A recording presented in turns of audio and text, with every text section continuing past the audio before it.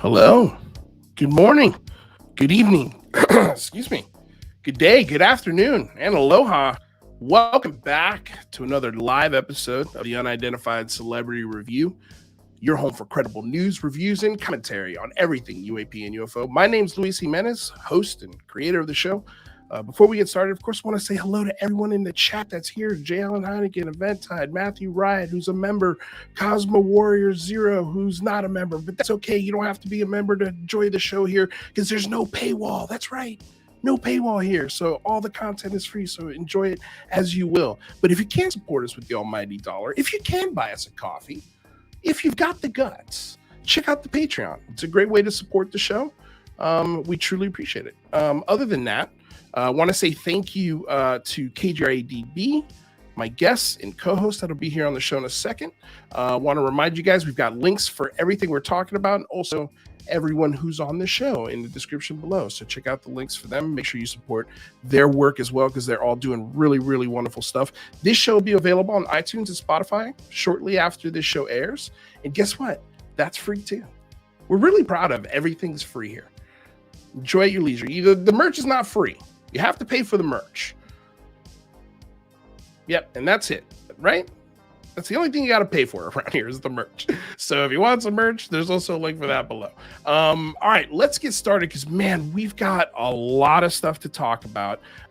We've got Jazz Shaw here. Before we bring him on, though, let's bring in our co-host, Miss Jane Kyle, also known as UFO Jane, Mr. Rather Be Squidding. Guys, how are we doing today?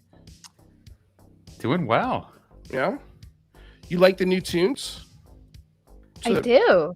Yeah, cool. Yeah, a little intense vibe here. Yeah, so, I like it. Okay, so just full disclosure, a little peek behind the curtain. I DOS Tapes, I love their music. They're my friends. I love them to death. But YouTube keeps striking us for the same song. And we keep winning, but it's like every time we get a strike, I got to go to my buddy and bother him about it. And I feel so bad. So I had to go out and find some new tunes, but this is a White Bat Audio that I found on YouTube. They do some really sick synth stuff. So check them out. I've also got their link in the description below. And I've used their music for some of our promos. I think I used his music, definitely not for yours rather, but for mine. I definitely didn't use it for yours, Jane. But anyway, that's the peek behind the curtain. It looks like 80s, but there's like a little suspense to it. Yeah, and you need a little change sometimes, huh? Indeed. Pat Calabria says, "Yo, Leia's here, rather looking dapper tonight." That's hilarious because he wears the same thing every show. Yeah. I think the only person here who doesn't wear the same every week is Jane. Definitely not. I feel like I'm pretty unpredictable. Okay, so you guys, we were going to start off with the Joe Rogan, Lex Fridman discussion that wasn't heavily based on UFOs, but they touched on it. And that's what we were going to lead the show with. But then some stuff happened. Ruben Gallego and Representative, is it Mike Gallagher, right? Mike Gallagher from Wisconsin put an amendment for this year's NDAA. And so I've read the amendment proposal. There's a lot to it. Essentially, the thing that Lou Elizondo's been screaming for a couple of years now, and that is a form of immunity for whistleblowers, essentially. So to help break this down and talk about this and make sure we're getting our I's dotted and T's crossed, of course, we bring in the one and only Jazz Shaw. Jazz, thank you so much for being here. It's your first day of vacation. You released an article today about the SpaceX launch and possible UAPs there. It's like, man, you never stop working. I didn't actually do an article today, by the way, at least for me, Lou, you're breaking up. Okay. You mentioned White Bat Audio. Is that Carl? I'm probably going to get the name wrong. Carl Cassidy? Yeah. Carl Casey. At White Bat Audio? Mm-hmm. Okay, because I listened to a couple of other shows that use his music, and he's getting around, a lot of places, and really great quality work. So I'm glad to hear you're working with him. Yeah, no, well, he puts out his music to anyone who wants to use it. It's all royalty free. So all he asks is that you give him credit for the video. So you don't even have to go to him. He's just like, take it if you want it. So, and he makes great stuff. So why not, why not support that artist? I've also bought a couple of the tunes, so but hopefully is my mic still breaking up? How are we doing? Yeah, you're totally breaking up and freezing. I'm having a hard time hearing you. So okay. Oh, I'm hearing you okay. Oh, okay. Maybe it's just me. Yeah, I'm hearing you fine. I think it might be your connection, Jazz. Okay. Hopefully you can hear us. Well, worst case scenario, Jazz, maybe just back out and come back in real quick and see if that works. I'm happy to do that, although I hear Jane and Rather just fine. So okay. Well, let's give it a shot. How do I back fill out? In this space. You just hit leave studio and then re-click the link I sent you. Wow, this is a great start. Never awkward moments here on the Unidentified Celebrity. Okay, so let's I guess get our early thoughts out while Jazz comes back in. Hopefully, I'm sounding clear to him when he comes. But everybody says look and sound fine. So thank you guys for that. So I guess it might be his thing. All right, here he is. He's back. Here we go. All right, Jazz. How am I looking and sounding? Fingers crossed. Hopefully, it's better. So far, so good. Yeah. Excellent. Okay, great. That's the trick for StreamYard. Always back out and come back in. It usually seems to fix stuff. All right. Well, that's a Windows thing. You can fix anything in Windows by just shutting it down and restarting. Right. It's like if you off again. Car, you turn off the key, you get out, get back in, turn the key on, works fine. So that's basically how that works. So Jazz, where would you like to begin with this amendment? This is I think. Would you consider this a groundbreaking proposal, a proposed amendment to what's going on with the NDAA? As with most things, there's some good and there's some needs more explanation. Mm-hmm. If that's fair to say. I think so.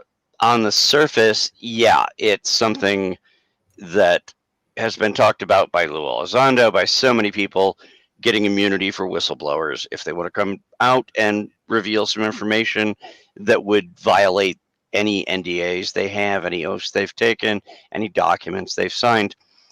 If you just skim through the legislation, it sounds like, well, yeah, that's what they're doing. And in some cases that would work. There's a pretty good article at the debrief. I really should have sent you a link before. That's okay. There, and Mike Gallagher has put a lot of work into this. When I read the language, it sounds like something that was really custom made for the benefit of primarily UFO Twitter. I mean, it's delivering what people have been asking for. If I had to make a guess, I would say that there were a couple of people that are big names in the entire UAP discussion who were let's just say Chris Mellon probably wrote the original draft of this, and it got modified quite a bit after that, because it does say that people will be able to come forward and they'll be, if it's UAP related, that they'll be able to provide information, right? And they're not going to be hit with sanctions. They're not going to be put in jail, any of that. And on the surface, that's mostly true. But I would recommend for anybody, and I'll go ahead and put this in the chat. There is a really good article over at the Drive where I've got that pulled up. Oh, you already got that? Great. Yep. They dig down really deep into it. There are a lot of if so, then this kind of clauses in there. So since you wanted me to start, I'll just launch into it. The way that the amendment is phrased, if you're somebody who saw, let's just say, back in the 90s, you saw a flying saucer as part of your official job, and you haven't said anything because people are like, no, you shouldn't talk about this. You can't talk about this, and you've had these agreements. Under this new guidance, you would be able to come up and go to the, what are we calling it now? The ASOG office or whatever, and go say, hey, I saw a flying saucer, and I think you should know about this. If that's all you say, you're probably okay. Even though you were told not to talk about it, I think the legislation looks like you're going to be all right. But what if you say something else? There's a lot of caveats in here. And one of the big ones, let's go ahead and just read this in for the record because it's very short. Any information would first be screened, quote, to prevent unauthorized public reporting or compromise of properly classified, big phrase, properly classified, military and intelligence systems, programs, and related activity, including all categories and levels of special access and compartmented access programs, current, historical, and future. That's a lot of words to jam in there. Yeah. But let's take the example that I just gave you. You're somebody who back in the 90s saw a flying saucer and you came up and said, hey, I saw a flying saucer, and they said not to talk about it. You're going to be fine. The next question that you're probably going to be asked, questions, plural, are like, wow, that's really interesting. Where did this happen? And when was it? What was the date? Where were you located? What were you doing? And, you know, was there any other data collected? These are things you'd want to know, right? And these are things you'd be asked. Well, what if your answer is, well, I was working at a listening post outside of Helsinki where we were monitoring Russian traffic, and all of a sudden this thing showed up in the sky and we were checking to see if the Russians saw it too. You go tell that story, now you have a problem, because you're not going to be punished for saying you saw a UFO. You will be punished if it gets public that you said, we have a listening post outside of Helsinki that's monitoring Russian traffic. And that goes into the whole properly classified stuff. So you'd have to know or get an attorney and know when to shut up before you said something that even with, if this goes into law, you could still go to jail for that because that's totally unallowed. The other half of it is the SAP programs get mentioned in there. You'll notice they used the phrase previously congressionally notified special access programs. Well, if you were working on a program that Congress had never been told about, let's say, we don't know this yet, but lots of rumors, let's say there is an SAP out there where they were doing crash recovery, alien bodies, whatever you want, skinny bomb, name it, you know, and Congress was never told about it. Well, you might be able to get that information into this new office, but it's not coming out to the public. Right. And if it is an SAP that Congress already knew existed, even if they didn't have the details, it's still not coming out to the public. Yeah. None of that's coming out. So anybody that thinks this is the golden ticket that anybody like Lou Elizondo can now, by the way, I was over recovering alien bodies 8 years ago, and Harry Reid gave me a phone call and said, hey, can you come talk to Skinny Bob? No, there's nothing like that in here. It does open the door a bit more, but there's a lot of restrictions that I see. And some of those restrictions are very appropriate, obviously. If your job is to be, go back to the initial thing I set up, if your job was outside of Helsinki monitoring the Russians, that's important work. And that needs to be kept secret. And you can't just go out and start blabbing that, because then the Russians are like, oh crap, we got to stop saying stuff on that frequency, you know? Right. And that's dangerous. So I think it's good. I think it's a good first step. I think it will give the opportunity for some people to come forward and say things. It would not, in my opinion, just for an example, it would not give Lou Elizondo clearance to go show up in Congress and just start talking about everything he's seen, because Lou worked on a lot of really deep stuff. One of his documents showed up in the trial of one of the 9/11 masterminds. He can't just go up and just start blabbing about that, even if there was a UFO involved. You know, that's got to stay secret, and I don't disagree with that. There are reasons to have secrecy. So yeah, I think you might get a few more, maybe more than a few, witnesses that'll come out and say, yeah, I saw something weird and I was told not to talk about it, but now you said I can. Yeah. And then there's going to be a filter, and that filter was the one that I read from the drive. They actually say it has to go through a filtering process, not in so many words. Right. But that filtering process, I think a lot more stuff will get to Congress than has been getting there so far. How much of it gets to us? Right. I'm not terribly excited yet about how much I think that's going to do for open transparency and disclosure to the public, because they've left themselves a lot of backdoors in there. That's just my take.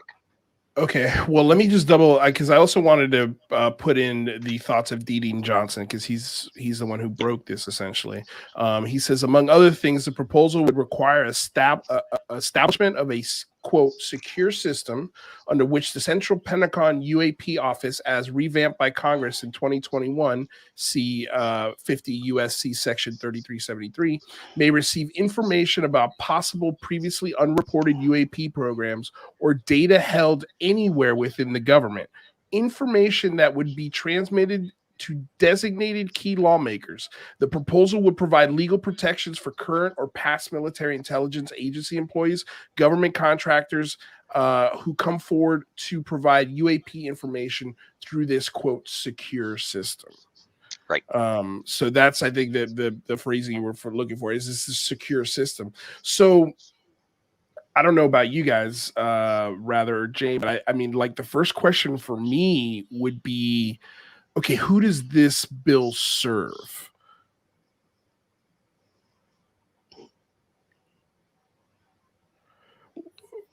Wow, that's the longest pause. Right? That is the longest pause. It sounds like it serves. And will it get passed? Right. I guess once it gets passed, I'm going to think about it a little bit differently. Right. If it doesn't get passed, I'll probably look back on this as this was a really valiant, genuine effort. Right. And this amendment was written really carefully. And then if it does get passed, I'll probably be a little skeptical and be like, oh, is this part of some slow drip disclosure effort? Because this doesn't sound like amnesty, right? This isn't like Lou Elizondo coming in and just spilling all the beans about Roswell, even though he wasn't at Roswell. This is just people not having to follow NDAs specifically, right? Like, or maybe Jazz could answer that. Like, how is amnesty different than immunity? Because I know a lot of people were not amnesty when that idea was going around on UFO Twitter. Anybody? Well, yeah, I think that this gives immunity. It makes people so they can tell stuff, their NDAs. And I have a little bit of a different reading than you had, Jazz, about what, like someone like Lou Elizondo could tell Congress. My reading was that he could probably tell Congress pretty much everything, even those SAP stuff, but he would only be telling that, in Congress securely. That little quote that you read, I think that was about the protection of system, programs, and activity is essentially kind of what can get out of the secure system that they're saying. And they're going to do a lot of that filtering and make sure that anything around SAPs or other classified information won't get out to the public. But I think that the protections are in place for the whistleblowers.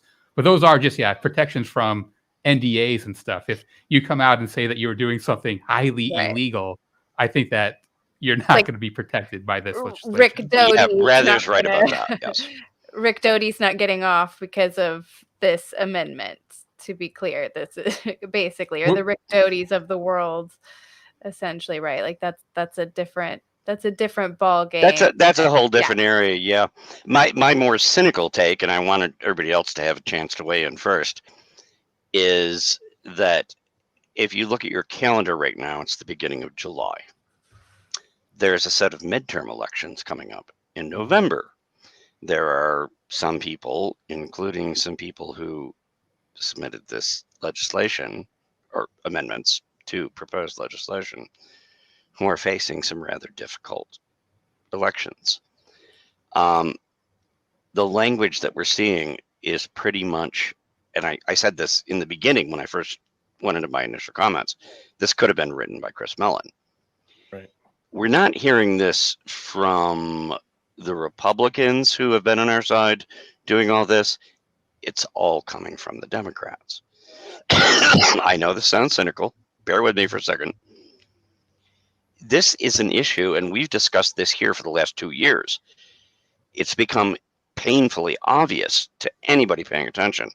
This is a no-lose situation, whether you're a Republican or Democrat. Nobody is out there going, well, I liked your position on the economy and how to handle inflation and what to do about Ukraine and all that, but you want this UFO stuff, and so no, I'm going to vote for the other guy. There's nobody out there saying that. This is a win-win. You get people from both parties to go along and get excited for you if you're going out and saying we're for UFO transparency.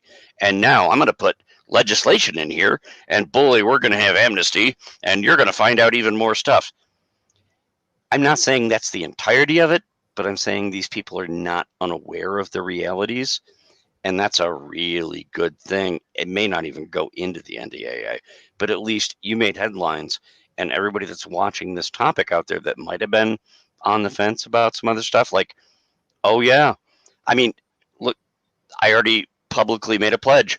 I've never been a Democrat in my life. I've only voted for 1 or 2 Democrats in my life. I've already committed to voting for Kristen Gillibrand in whatever she runs for next. That's how big of a deal it is for a lot of people. And the guys that are, guys and gals, that are putting this in right now at this particular junction, getting into the end of the primaries and going into the midterms, this is a winner. And so I'm just not ruling out entirely the possibility that it's like, well, this would be a really good time to put that out there because nobody hates this and a lot of people like it. Right. So it's just my opinion. I think that's probably part of it. So political brownie points to assure re-election. To help towards re-election in very tight races. And a couple of the people that are involved in writing this, particularly among the Democrats, are in really tight races right now in districts that are not really comfortable with the direction of the country and the current administration's handling and all that. And people that have only had their seat for 1 or 2 terms in like purple districts, as they call them. I think there was somebody on their team like, well, you were already doing the UFO stuff, and that was really popular. Look at all the calls we got. Look at the big phone home stuff. Right. You know, we should get something else out there. So am I too cynical? Maybe.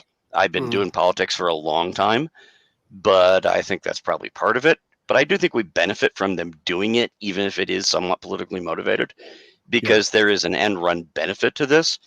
I don't know if it's as great as it's being billed as I discussed in the intro, but it's going to get more people at least saying some stuff, and some of that will make it out to the public. And if not, it'll make it to Congress. Congress will find things that they didn't even know about before. And even if it's done, back in the cloakrooms where we don't get to see it, they might be going and digging into some of these SAPs, and being like, hey, where's all our money going? What are you doing? And I think those are all net positives, really. Yeah.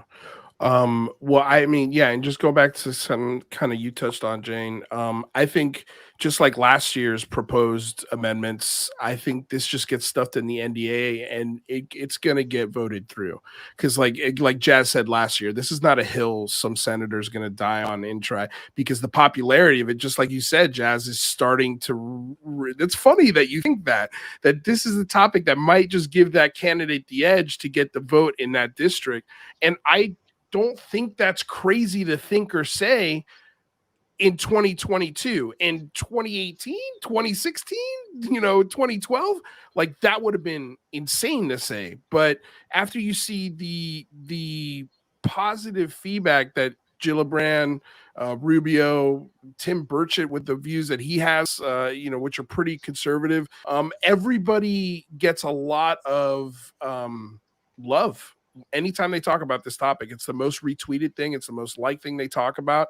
I mean, just today. And there's no haters. There's nobody out there hating on them. Yeah. There's nobody going, oh, concentrate on something else. Like everybody thinks this is a cool discussion for the most part. Or they ignore it. And that's fine too. You don't mind being ignored. Right. There is no army of people, like I said, coming out and going, well, all right, I'm a member of your party, but you're talking about UFOs. I'm voting for the other party.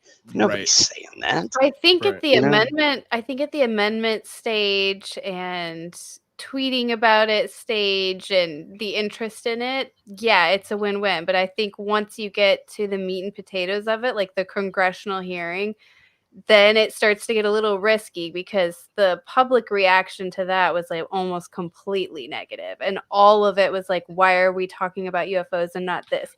I think that has to do with the timing of other things that are happening in the country at the same time. Because I think if you get that hearing at a time where there's not a Ukrainian conflict, when our rights are being taken away from the Supreme Court, I don't.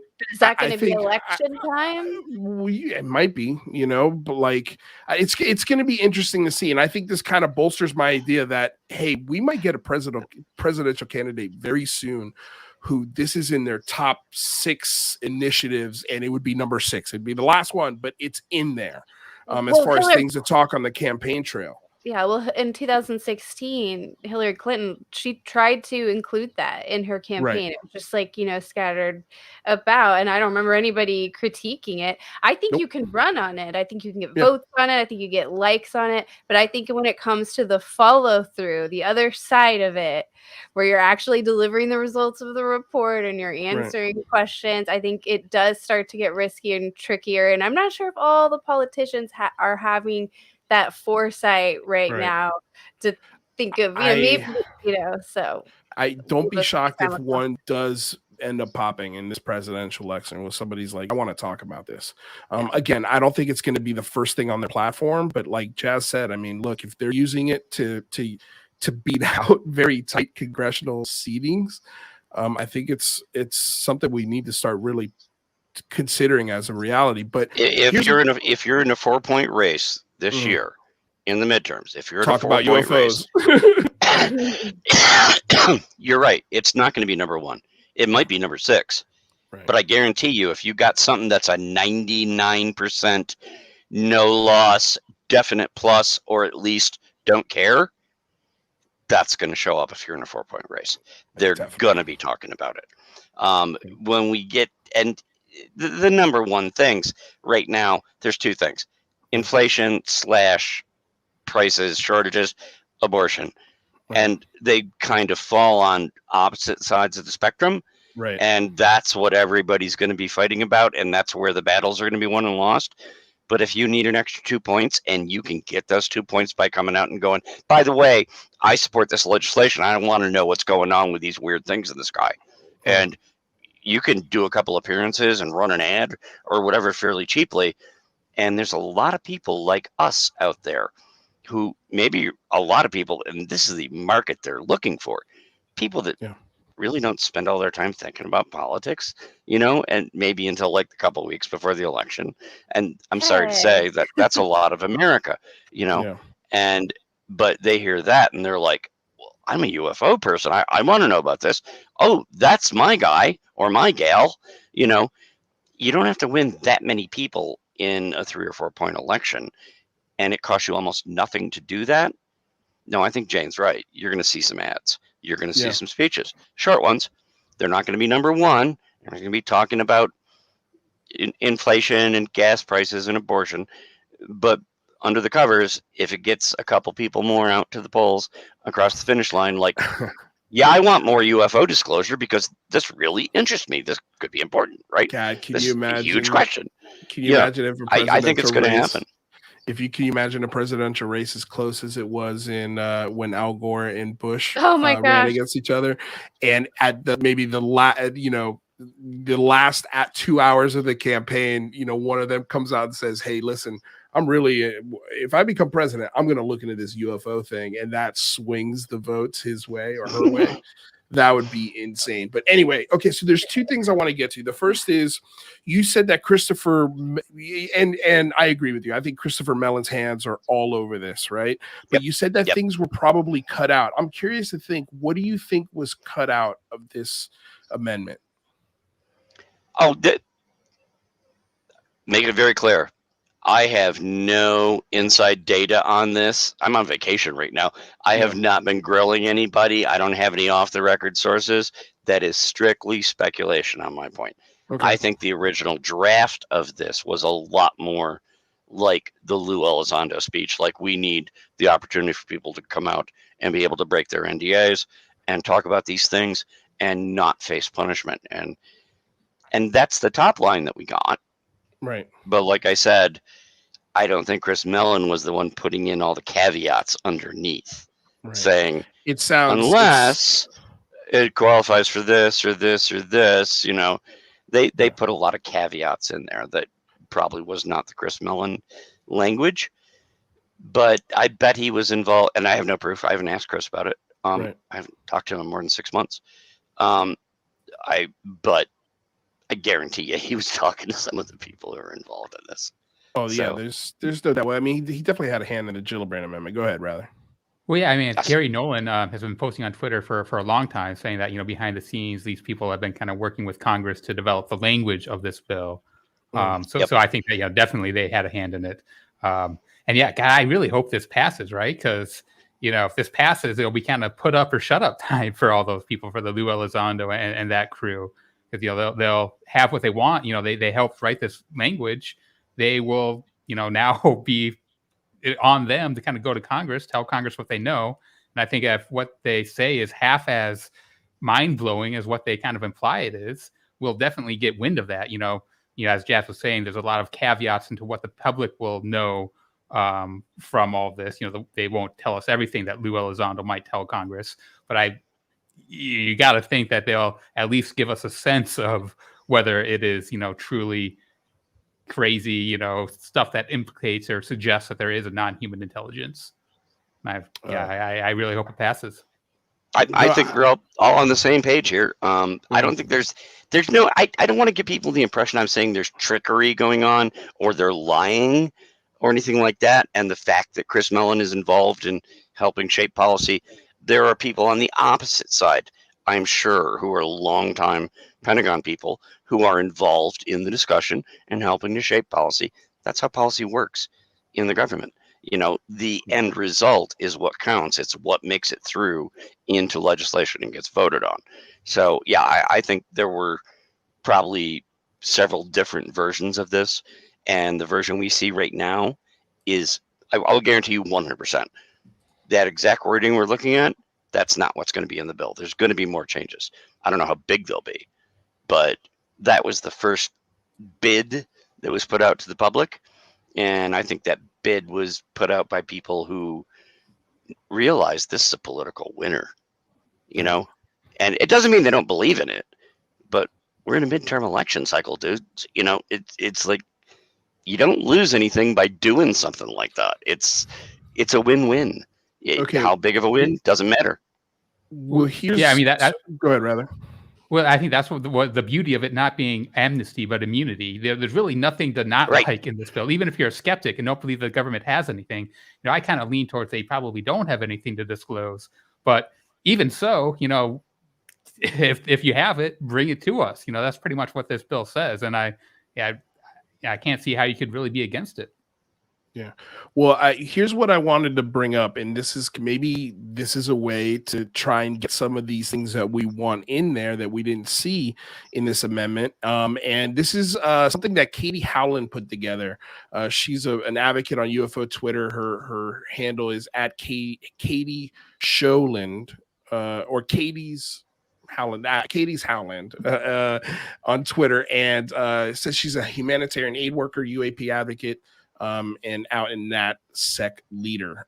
So she wrote a call script for people, kind of like the Big Phone Home. And I saw this and I wanted to share it immediately, but I also wanted to talk to people like Jazz Shaw, John Greenwald about this amendment and see what a D. Dean Johnson or The Drive or The Debrief wrote about it, to see what, if we're going to make calls and we see an amendment and we see that there are things we could improve on the amendment, I think that's what you should also be calling with. So I'm going to be sharing this. So if you guys want to retweet and help me spread the word here, but essentially this is what her script says.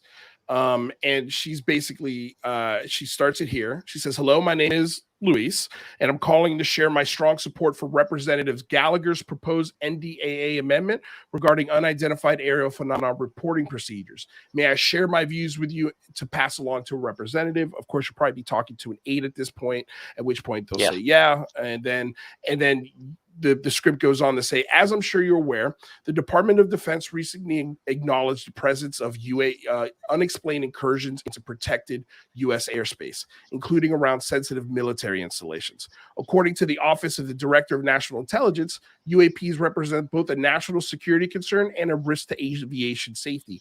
As such, I believe the federal employees and contractors must be provided with appropriate reporting avenues to share information on UAP encounters and programs. These reporting avenues must be secure, data must be shared with the appropriate UAP office, and the individuals providing reports must be protected under federal law. As my representative, I strongly urge your office to support Representative Gallagher's UAP reporting NDAA amendment. I am following this issue closely and will be voting accordingly. Thank you.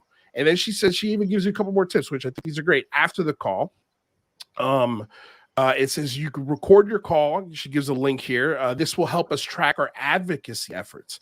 This is brilliant, Katie. That's great. Because this is a great way for us when we do the Big Phone Home 3 to also track who's actually calling. So that's awesome. That was the one thing I was like, I have no idea how to track this. And so that's a great tool. And then she says, keep up the pressure. Put simply, elected officials pay attention to their issues, their constituents pay attention to. Encourage a friend to make a call. Consider writing an op-ed for your local paper about why the issue matters to you, or follow up via social media channels.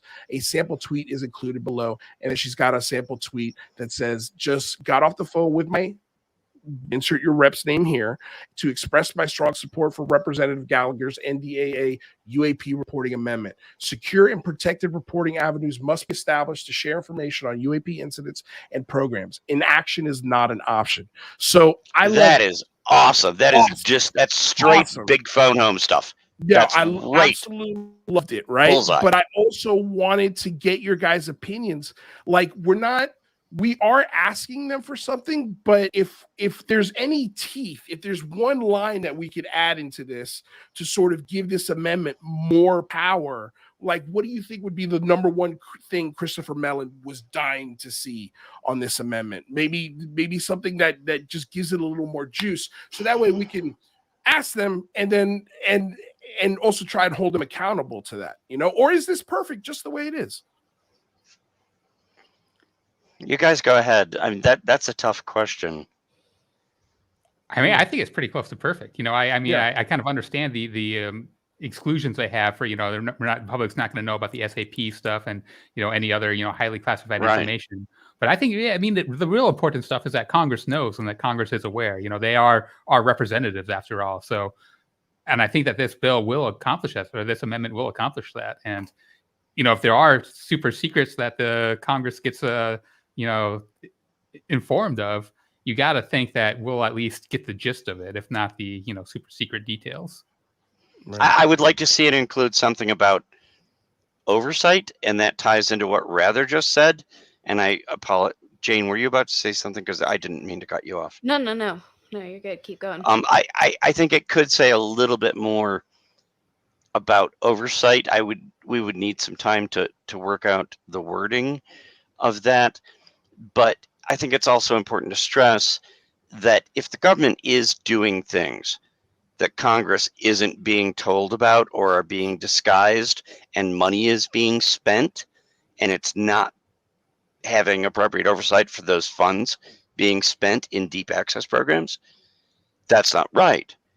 That's the kind of thing, when somebody finds out about that, people go to jail, right? And it's not an unpopular opinion amongst Mellon, Elizondo, other people, that there are programs out there that are spending money and Congress has no idea about it. And that's not right. And the taxpayers' representatives, even if we don't get to know about those programs, the people we elect to the deepest sections of Congress that have to have oversight, they need to be aware of that. And if something like that is going on, that's a crime, really. So I'm not sure how we word that, but I think it could be made a little more forceful when we inform them, saying, and we want to know where all of our tax dollars go. Even if we don't know exactly what they're being spent on, our representatives need to know that. And we would like assurances that there is proper oversight. Proper oversight is the phrase that came to my mind when you asked, what else could we include? I think that would be a good thing to include. Well, I think it's as simple as adding that tag onto the very last sentence here, which is, as such, I believe that federal employees and contractors must be provided with appropriate reporting avenues to share information on UAP encounters and programs with appropriate oversight as the main focus, or something like that, just something along those lines. Yeah. Adding that oversight. I think it's a little muscle to put in. Yeah. I agree. And so, she is, by the way, they're all organizing to do this big call in on this Tuesday coming up. So if you've got the time, you could go to the Big Phone Home website. You want to find your congressman there. There's a great link. You just click the link and it'll get you right to your local congressman. Call your congressman and tell them to support this bill. Tell them that you want some oversight in it, and tell them that you think this is something that could sway your vote, depending on how you support it publicly or don't. And, we're going to be holding you accountable. I'm going to make sure that all of my Twitter followers know that I just talked to you, and I'm going to follow up with an email and another phone call, and we'll be calling you again in August when we do the Big Phone Home and we figure out some more things to ask you guys for. There's a bunch of stuff. And I think this is amazing. Like, I was praying for somebody to do something like this where I didn't have to do this. This is great. I love it. More interaction with your local state representatives is a good thing, even if it's outside of the UAP topic. Like, if you can learn how to interact with your representatives on important things to you, issues that matter to you, this is the process. Like, this is how we can change things, not just in the UAP. That is why the Big Phone Home worked. Seriously, right. That's why it worked. I don't want to sound too cynical, but I've been covering politics for 30 years. These people, they're kind of like animals in a herd. They're not that hard to figure out. There are certain buttons you can push, and they will respond. And now that we have social media, the whole thing has changed. I love the thing you just shared, because that's the sort of thing. It's not the reps, it's not the senators that are sitting there watching that Twitter feed. It's their staffers. Right. They have a column set up every time that rep or senator's name is mentioned, and they go through and they watch and they look for trends. And when they see a trend, it gets brought up in the next meeting, and they go, wow, we had X number of phone calls, we had X number of Twitter hits, we had X number of emails that all were on this one topic. Where are we on this topic? And if there's a tidal wave in one side, that's on the agenda now, because they may not give a crap about UFOs, but they give a crap about getting elected. I realize that sounds cynical, but it's reality. Cosmic Warrior Zero had a question, and he says, does this mean no more congressional hearings this year, or is this amendment being put into place for the SAP and military witnesses and more for the big hearing in 2023? I think Jazz answered the first part of this, and that's no. I think we're going to get another hearing this year. Yeah, we're going to get before the year ends. And this isn't even the only UFO legislation that's been passed recently. There's been the Senate Intelligence Committee passed the FY23 Intelligence Authorization Act, which had some provisions for the underwater UFO program. In addition to kind of some other language about declassifying stuff. So there's two different Senate committees that are probably going to have hearings about this, and they're both in the military intelligence channels, but we already have feedback. I'm not going to give too much away. There's no dates yet, but they're already talking about hearings, and it's not going to be next year. It's going to be this summer. Oh, you think it's going to be this summer? Yep. Yeah, that's where all the rumors they come back. Twitter's been saying too. Okay, interesting. No dates yet, but it's not going to be. It's going to be before the midterms. You think? Okay. Yeah, I can. Maybe not summer. Maybe early fall. I could see that happening before midterms. That's for sure. No, that would be awesome. I mean, again, like I think the date that I settled on for the Big Phone Home 3, I'm really kind of hopping between the two dates. But we're looking at August 19th for the Big Phone Home, which is a Friday. So I'm praying, I did like a historical check around August 19th. Not too many historically huge things happen on that date. It's a pretty ambiguous day, so I'm hoping that nothing huge politically happens around this time. But yeah, August 19th, dead of summer, right before the midterms. And, hopefully either right before or right after. Either way, I think it's good. Doesn't matter. If we get these hearings, the Big Phone Home will be great either right before or right after hearings. Because if we get hearings and we get things, then we can even specify our requests even more. If we get it before, then we can go in asking for things, and hopefully we'll see them in those hearings. You never know. But yeah, I think we're going to go with August 19th for the Big Phone Home. So I guess pencil it in. I guess I just made that decision there. So I'm excited for it. We're going to have a great guest list. It's not going to be as crazy with like 20 guests in one day. We're going to keep it a little simpler. Still going to be an all-day stream, but we're going to really be focusing on making sure that people are contacting their local and state reps through Twitter, through email, by calling them, and doing it on a day where they're actually there. So we could talk to some staffers and we're taking a risk here, because the reason why we did it on the weekends is just in case something really big, like a Supreme Court decision on abortion, for example, or Ukrainian conflict happens on the same day on a Friday. We're not jamming up the phone lines with UFO requests, because there are going to be people calling in to want to talk about whatever major political thing happened. Whereas if it happens on the weekend, we're not jamming phones. There's nobody there. We're just leaving messages essentially. So anyway, that's the Big Phone Home 3. Jazz, is there anything else? I mean, look, do you want to touch on this underwater USO amendment that's coming across? Because this is something that we keep hearing about. We heard about it in the hearings. It's the only thing that was sort of kicked back to a private setting when the term USO, underwater phenomena, came up. The gentleman who was being questioned said, "Hey, I'll talk to you about this in a private setting." It's the only thing that was ever sort of kicked back to a private congressional setting. But I'm curious, now we're seeing the Senate writing legislation for it. We're hearing it in the hearings. This is something like we've always heard of. We always knew about the USO, the water aspect of this, but this is something that seems like is coming up without anybody asking for it. This idea of USOs. What do you think? Speculating, of course, but what do you think's behind that? Why are they talking about specifically USOs? Total speculation, and honestly, even speculating, I'm not sure. Yes, that's been a subject for a long time outside of the government. It's obviously been a subject inside of the government. It's been a subject in the military. For going back to when I was in the military, we knew about fast movers back then in the 70s and 80s, but it was a joke back then. People laughed about it. It's like, oh, we got a fast mover, everybody would laugh.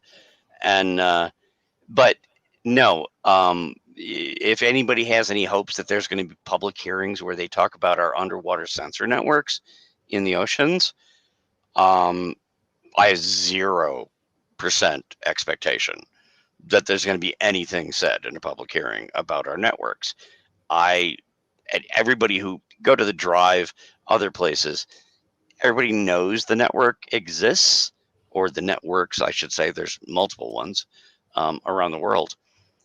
We know that technology exists. Leaks come out. Things are said occasionally. The actual details of how they work, what the technology is, and it gets I wish I could go back right now and just find it. There was a book that was written, and a lot of it got redacted almost immediately, about when they were dropping the lines across the Atlantic that set up some of those sensors. And somebody talked about it and wrote about it, and they got totally squelched, And that was ancient technology compared to what we're using now. And yeah, there are sensor networks. We've got them, the Russians, the Chinese, and anybody with enough money has them. But that's the most secret stuff in the military, really.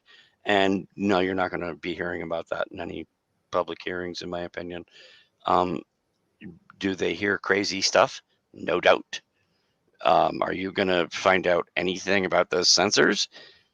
No. That's just my take. Nobody's going to start talking about those sensor networks. Everybody knows they're there, but they don't get talked about in public. That's some of the most secret stuff we have. Yeah, I'm kind of sticking on that. Sort of the first thing you said when you came on today, like this legislation was written for UFO Twitter, right? Because it sort of puts this idea that, oh my God, we're going to get all this information. Really, the government's like, no, you're not. Like, you're not getting barely. No, you're not getting that. You're not getting the craft. You're not getting the sensor data. You're not getting the secret stuff. You're not probably even going to get the video of one of the 5 observables. Like, you're not going to get that. So if we're not going to get that, like, who is this for? Well, we might get some of that. I mean, I'm sure we'll get trickles of it, but I think we might get some better videos, maybe. Yeah. So long as they're vetted in a way that they don't contain other extraneous information that could be a danger. I think there is a sliver of hope from everything that's being discussed, including in members of the Senate and the House, that, if you could block off like the HUD data and things like that, right, you could get videos that could get released without endangering any national security stuff. Finding out about our deep Atlantic channel sensors, no, nobody's going to even talk about it. They're not going to admit it exists, even though everybody knows it does. Right. But yeah, we might get some better stuff. But we're not going to get everything that the committees are going to get in the background. And in a lot of cases, I don't want to throw water at anybody. We probably shouldn't in a lot of those cases. Yeah. No, that makes sense. I mean, like I said, we've said here before, like, I'm okay with not revealing sources and methods. I totally understand that. Right. But in cases where it's, in our training areas, like, this article that was written for The Hill this last week, where these pilots are exasperated. Ryan Graves is discussing just being like, this is a flight concern. Who cares what it, at this point, they're like, I don't even give a shit what it is. Like, this is a flight concern. I'm going out there. I'm one of the best pilots in the world. And I'm screaming at the top of my lungs that I just want you guys to look at this. Like, we don't want to write these reports. Like, this is exhausting. We'd much rather be doing other things than writing reports on balloons. Like, if they were just balloons or things that we thought were explainable, we wouldn't report it. Like, it wouldn't make it into a report. So, just expressing the frustration of encountering these things as pilots every day, and how this could lead to a midair collision. So, I mean, I am curious though, if the public is not going to get, or I don't say is not going to get, but if we're going to basically get the scraps off the feet on top of the table, do you think these scraps will add more clarity and just emphasize even more that, hey, these things are real, they're an actual problem for our military, and they're non-human. In other words, they're not China, it's not the United States special access programs, it's not Russia. This is something outside of that box. Like, I do you think it'll add more clarity for, like you say, Jazz, the normies? Somebody else answered. I feel like I've been sucking up the whole damn show. Well, yeah, the first hour is for you, buddy. Like, you're our expert. I'm not an expert. I'm a journalist. I just cover this.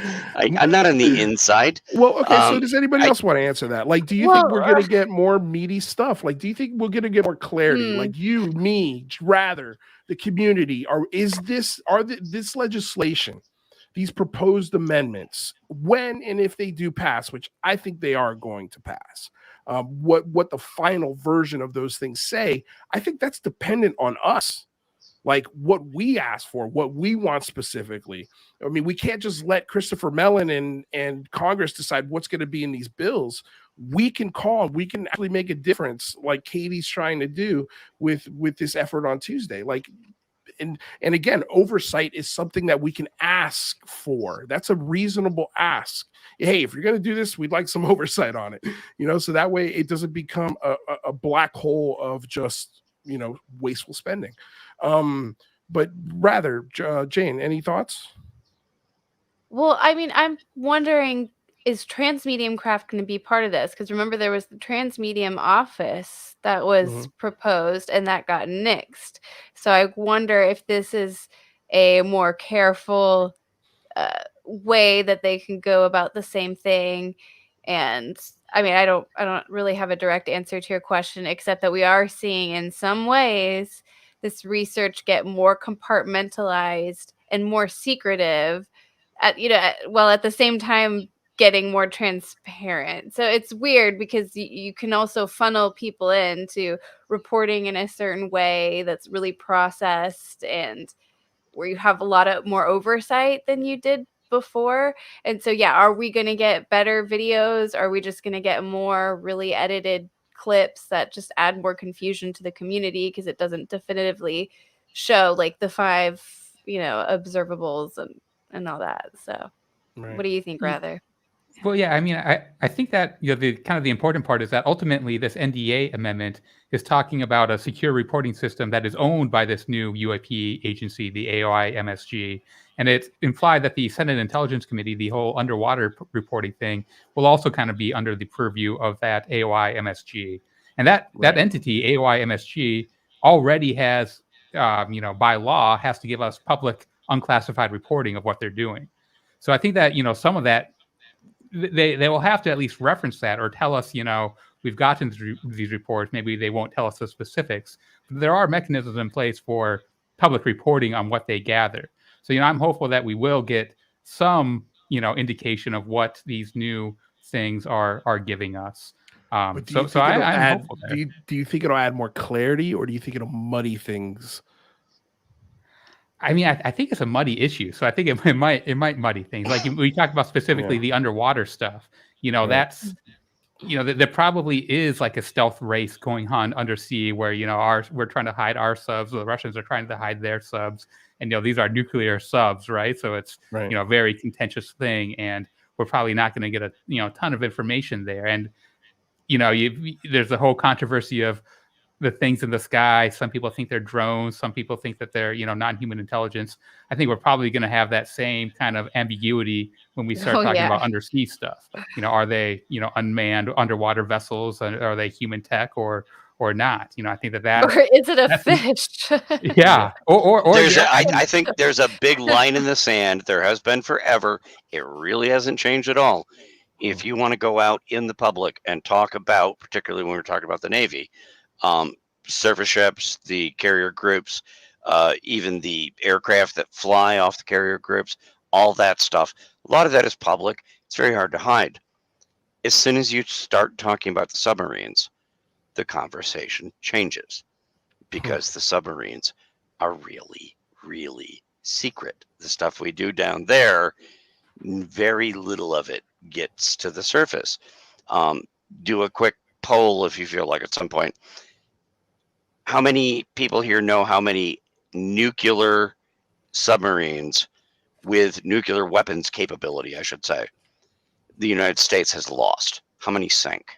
I don't want to know. God. Oh yeah, I don't want to know the answer to that question. If it's more than anybody here, one.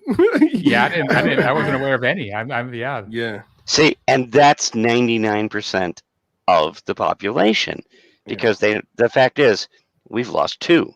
We've lost 2 submarines with nuclear weapons capabilities. One of them was called the Thresher. One of them was called the Scorpion. You can go Google those things. The Thresher crashed during shakedown after rehab when it did a crash dive, which subs have to do crash dives to prove they can do it. And a bunch of valves failed, and it went to the bottom. The Scorpion was off over the Azores this about 35 years ago. And it just went missing. And at the same time, a Russian sub went missing. And it wasn't until the 1990s anybody ever got a camera. and found that the Scorpion, which they originally claimed ran into a sea mountain, was laying on the bottom with a bunch of holes shot in it. And about a mile away was a Soviet sub with some holes shot in it. Nobody heard about it. Nobody talks about that stuff. It remains. I'm not revealing government secrets. You can go Google this. Just go look up Thresher and Scorpion submarine. You'll get the whole story. It's out there, but nobody talks about it. And the stuff we're talking about here in terms of the underwater sensors, they're really touchy about that information. And no, I don't expect any big transparency about anything going on with the submarine forces, because it's not how we work. Yeah. Well, Jazz Shaw, thank you so much for hanging out with us for the hour, my friend. Always a pleasure. Your expertise on these amendments is always enlightening and welcomed. Because we are just standing in your shadow, sir. Appreciate it, and enjoy the rest of your vacation. Will we be seeing you next Wednesday? For the finale? Yes, you will. I will be up in the Adirondacks in the mountains, but we do have a good Wi-Fi signal up there because we got Wi-Fi up there now. Right. We didn't for a long time. Last few years now we have a pretty good signal. Most of the time I'm not going to be sitting there looking at my computer. I'm going to be out fishing. But for the finale, yes, I'll be there. I'll just be doing it from a lean-to in front of a giant lake. I love it. All right, Jazz. Thank you so much, man. We'll talk to you on Wednesday. Anytime. Thanks, guys. Enjoy your vacation. Ciao. Thanks, Jazz. Bye. All right, Jazz Shaw, you guys. So what do you guys think? I mean, I think, does this move the disclosure clock, this amendment? If it passes, I'd say, yeah, definitely. Right? Yeah, I think so. It's like I'm saying though. I think maybe it keeps going up and then back and up and well, back. that's the topic, right? Like that is this world that we've chosen to talk about. Like I think the highs and lows, especially emotionally, I think there's no discussion. There's no delivery yet. Like there's no risk to this yet. It's just asking for something that everybody else is asking. There's no proof that's been put on the table for everybody to scrutinize and become less of a believer over. So yeah, I think I'm going to move it a minute. Direction. I'm going to move it a minute in the plus. I mean, I think at the very least, it's going to tell us if, all these kind of secret holders that have been kind of holding back, if there is actually anything to what they've been kind of implying or not. And I think that's an important answer to get either way. Well, and they still have to take some effort, right, to bring stuff forward, right? Like this isn't making anybody come forward, right? So I'm curious how many people are going to take them up on the offer. Right. But I'm sure that'll be a thing. Yeah, I feel like they're people like Lou Elizondo should be clamoring to go tell Congress what they know, right? And if he doesn't, that would be a story by itself, right? Yeah, well, he's already. I mean, look, he's been asking for this. Yeah, he's been asking for this legislation for 2 years, and that's what.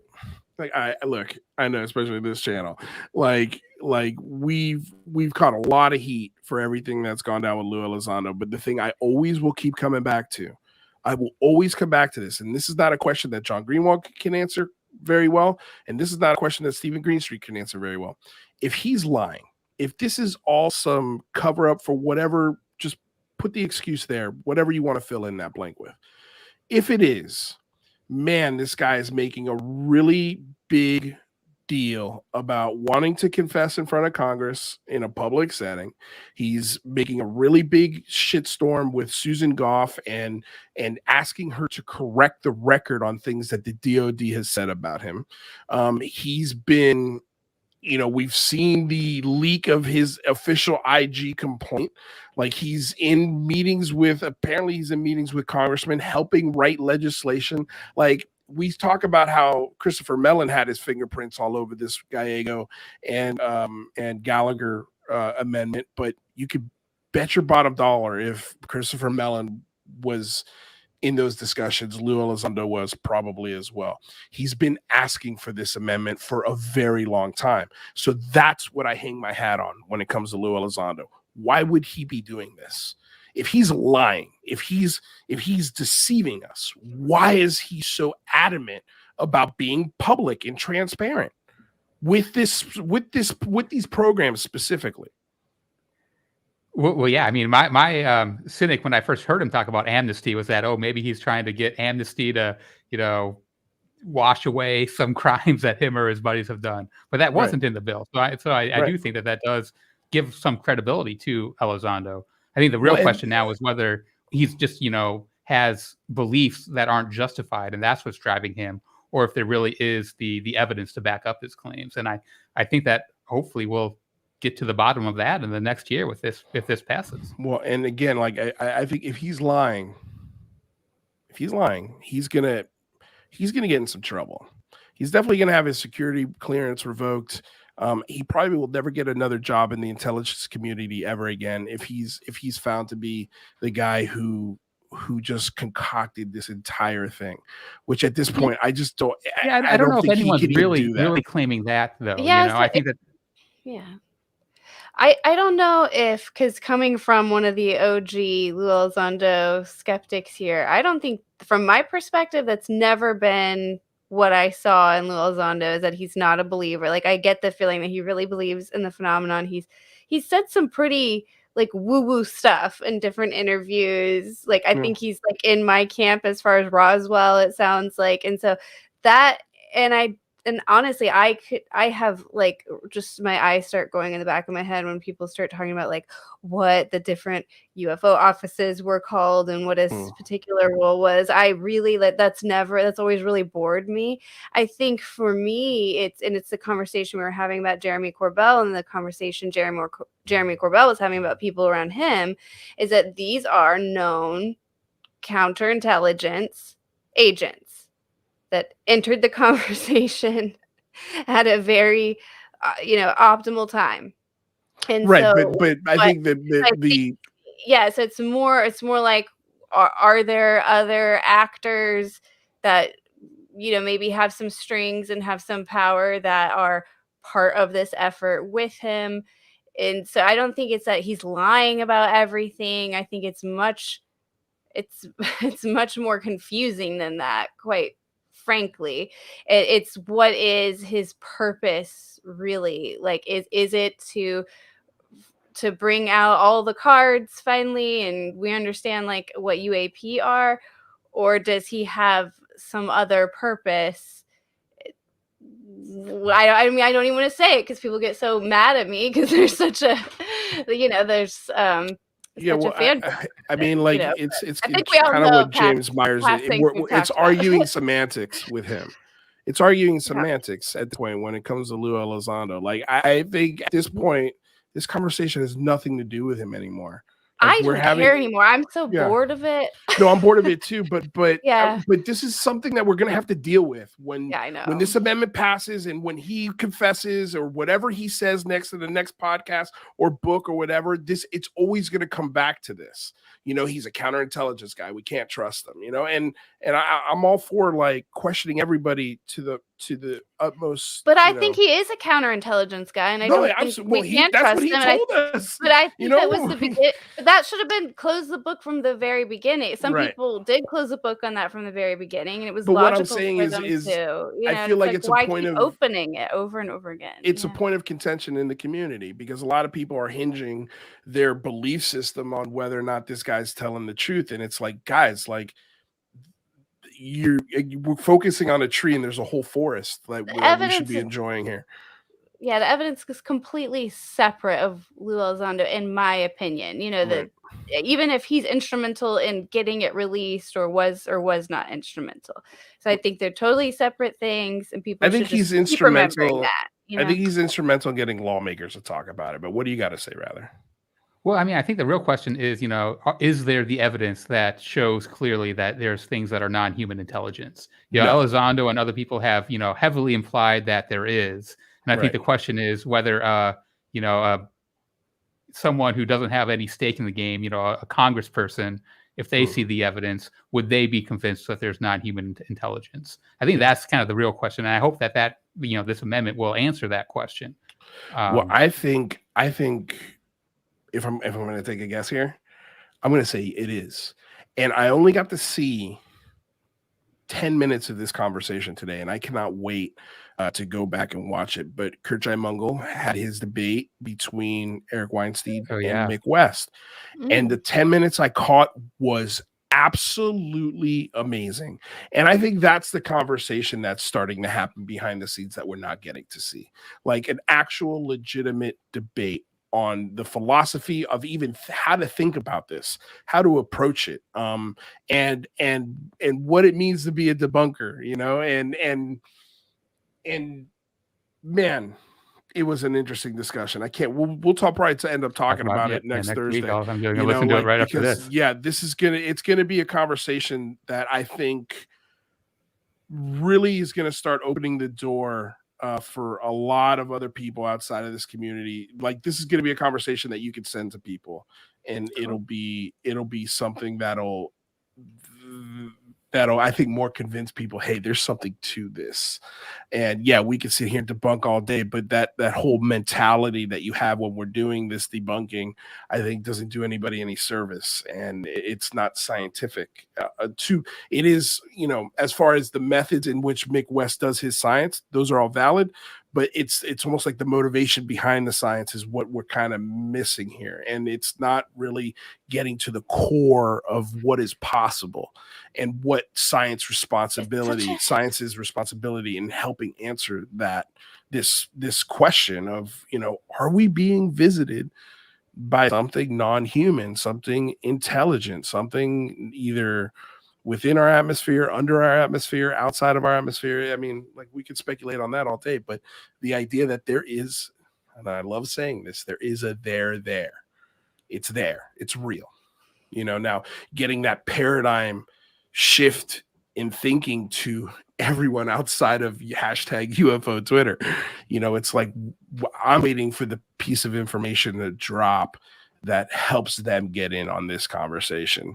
And then now we're talking about some real legislative power from a citizen's standpoint.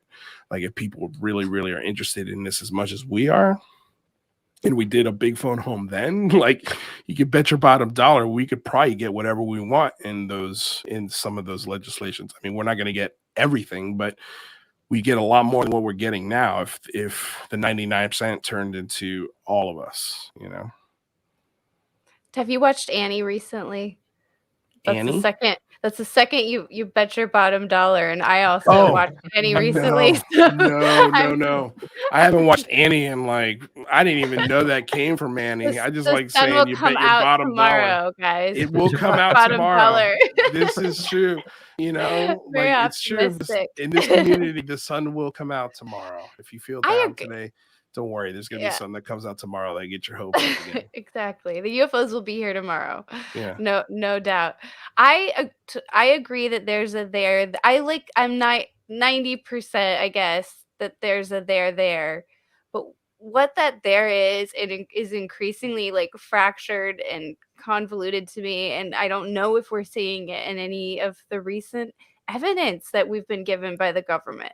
And so that's really where I struggle with, you know, all of this. And it's like, are there really physical beings coming from another planet here? If, as far as the there's a there thing goes, if you guys saw, Tom DeLonge was on the Steve-O podcast, and he revisited a lot of the things he talked about in the very beginning, before Lil Zondo entered, before Jeremy Corbell and all of that, and how he talks about ETs is, I mean, it's interdimensional. It's not something we're gonna see probably in a Pentagon leaked video, is what it sounds like. Yeah. So that's where I struggle with this, and how do we get family members on board without manipulating them? It's challenging.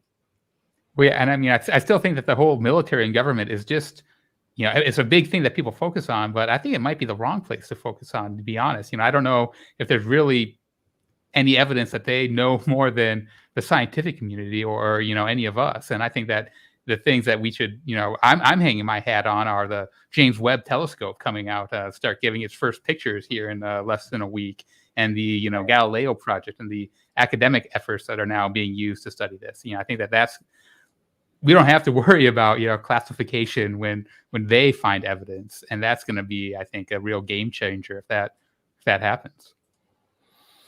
Or if they just show up, in a really obvious way, right? And we can't debunk it as SpaceX or military flares, right? Like that could happen any minute. And then everything changes. And then the disclosure clock's like, whoa, like almost midnight.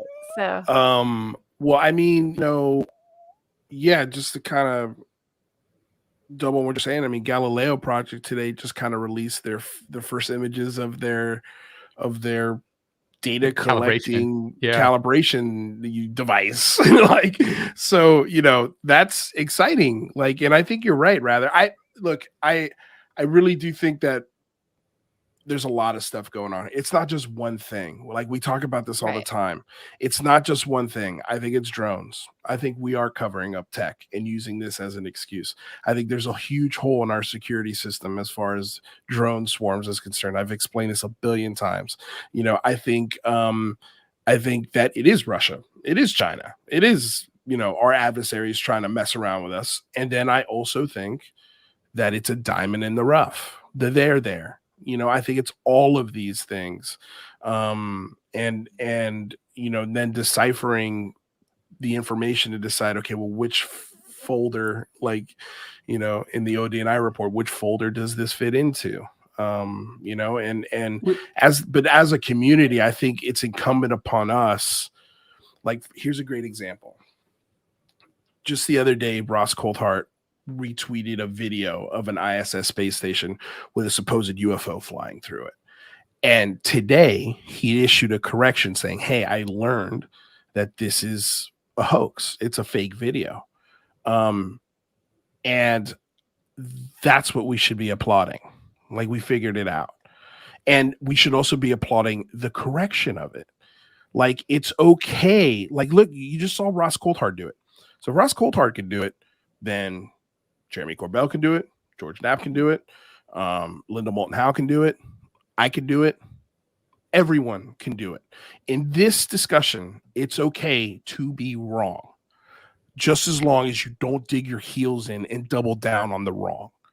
And I think that's what happens in this community and discussion, even though it's staring us right in the face. And when it stares us in the face, we should be comfortable enough to say, hey, this doesn't pass the sniff test. Like, as amateur and as non-scientific as I am, like, I'm not a scientist, but I know we could do better than setting rockets up in the sky. Like, I know we could do better than that. And I don't need to be a scientist to think that. And neither do you. and if you agree, you should be able to say, hey, I think we could do better than this experiment.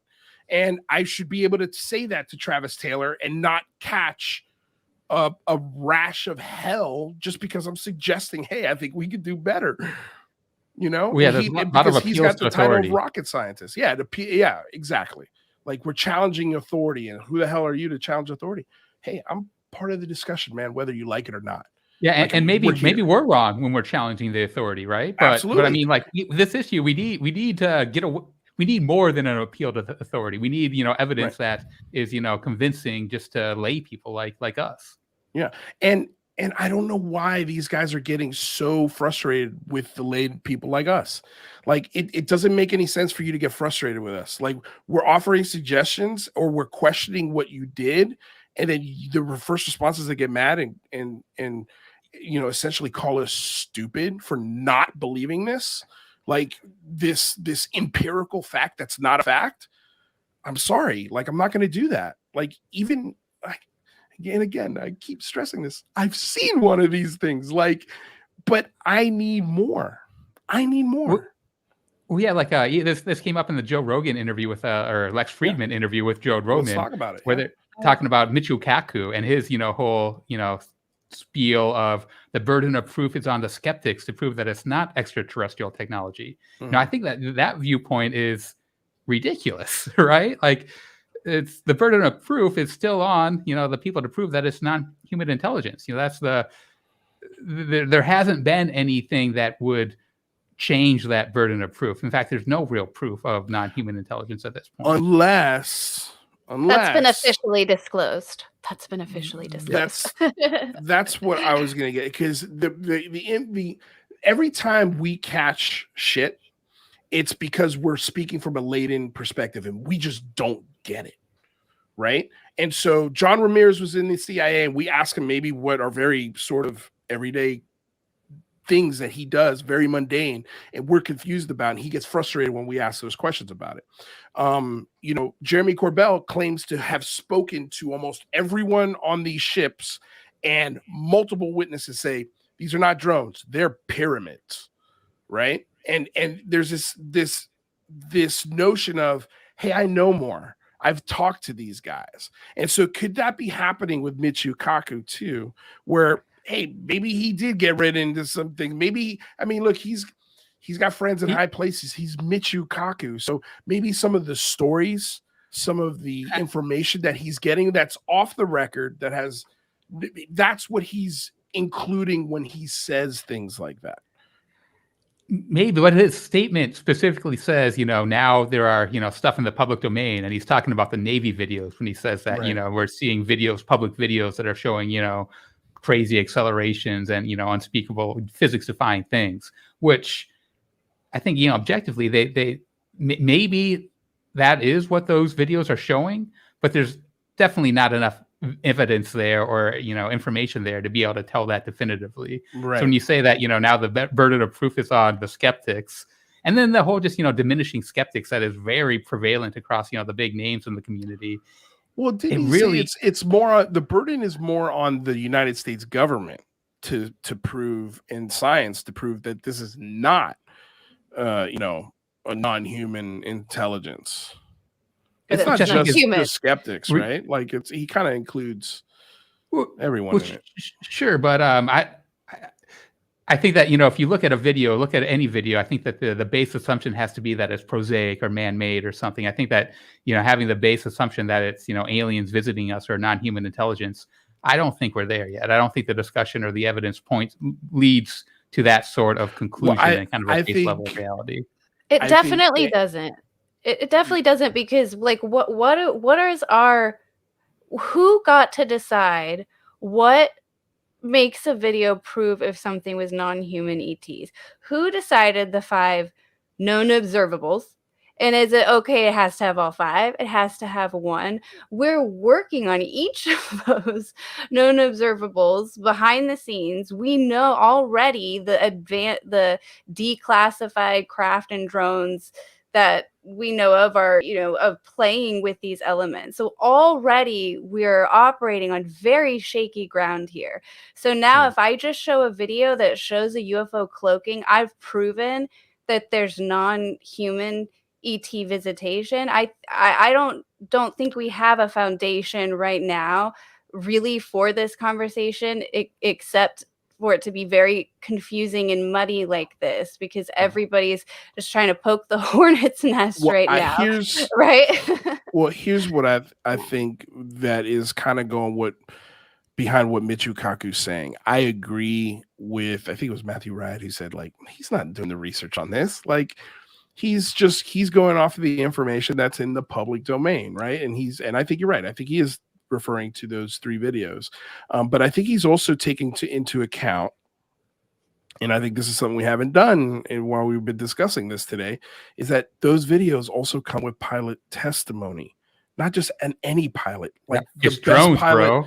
the best pilot in the world. No, I'm talking about David Fravor and Alex Dietrich. Okay, that's what I'm talking about, and so I think there's a totality to those videos specifically that, and I'm just playing devil's advocate here, that I think would lead him to say something like that. But I agree with you in that he's wrong.